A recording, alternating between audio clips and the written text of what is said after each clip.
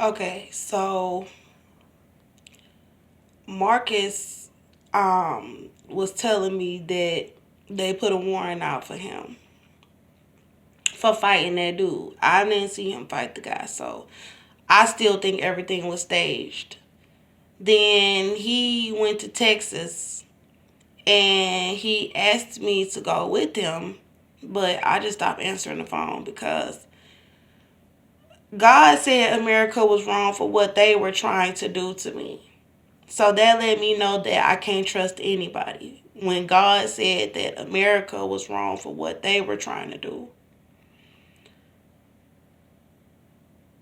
Now that I really realized that I never told my family about my videos, I never told any ex-boyfriends about my videos, but people have been contacting me online, it's letting me know that I'm being set up left and right. I'm sitting in a motel room by myself. This would be the same man that'll try to pretend like he loved me or some shit like Marcus. When Marcus tried to get me to come to Texas,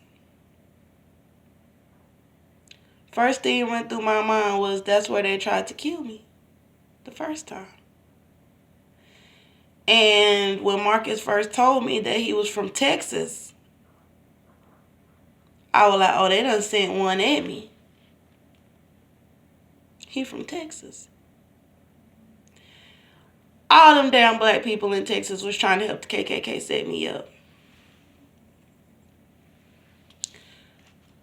I kind of feel like this one trying to run me off to one of the other dudes. Because it seemed like they'll do that. Like, make the girl have to go back and forth between dudes and they'll try to handle you. And if it don't work out that way, then they'll try to make somebody else handle you. I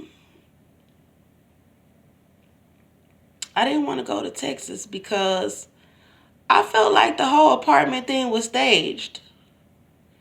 Every time I went to go in the mirror to get myself together or something, they started arguing outside all loud like they was going to kill each other, making me come out the house, and they just kept starting altercations. And when I seen Marcus out there arguing with the guy, I was like, the only thing y'all doing is stopping me from doing my hair. Y'all staging altercations. And I felt like it was all surrounding me. All the altercations and everything.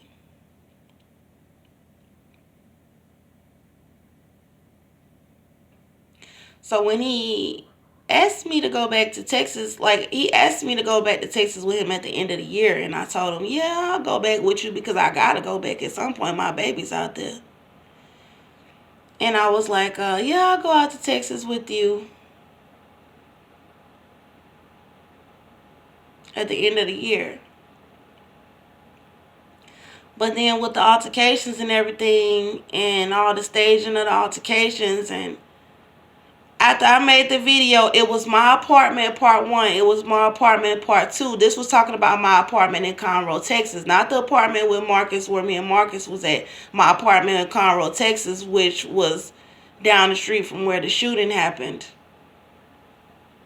Telling y'all about what really going on while I'm steady making video after video after video. Look at my apartment. It was my apartment part one. It was my apartment part two.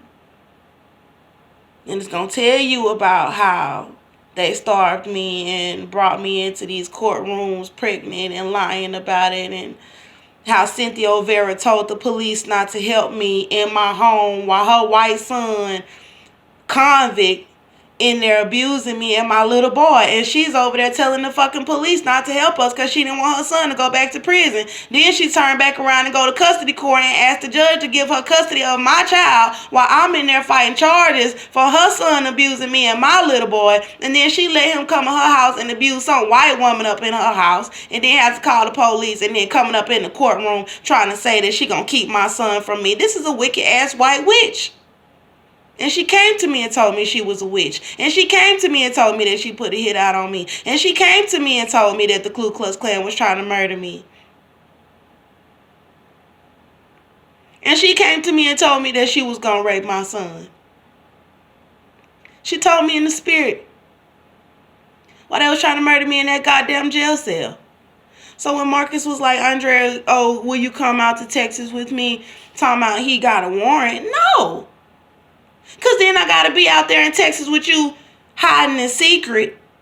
Because I don't want to tell nobody he got a warrant. And that might be fake. It might be real. But at the end of the day, he opened up his mouth about my child. He opened up his mouth about my pregnancy. He said mean things to me that he shouldn't have said. I have went several months telling my story. For some dude to think that he gonna starve me in the motel room and then try to say that the police didn't try to starve me in the fucking jail cell and that the police didn't try to murder me. But he was telling me, oh, I believe you. I'm going to fight for you. I'm going to go out to Texas with you. But then on camera, you over there trying to starve us and put on a show for some coons. Ain't no way I'm going out to Texas with them.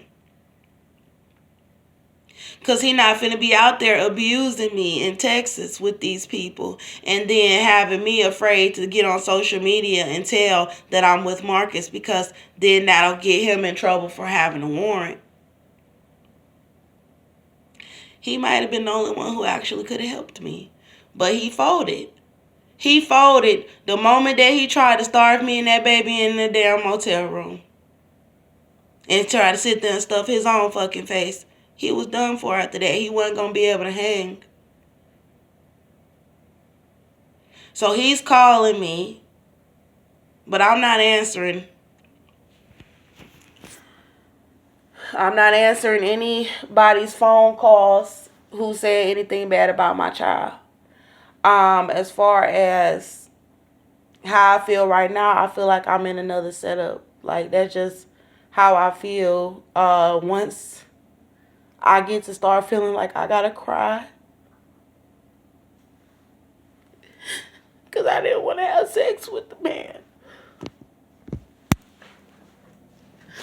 I just didn't want to. I didn't feel good, you know. Y'all know I've been through a lot. And I didn't feel like having sex with him. And so for him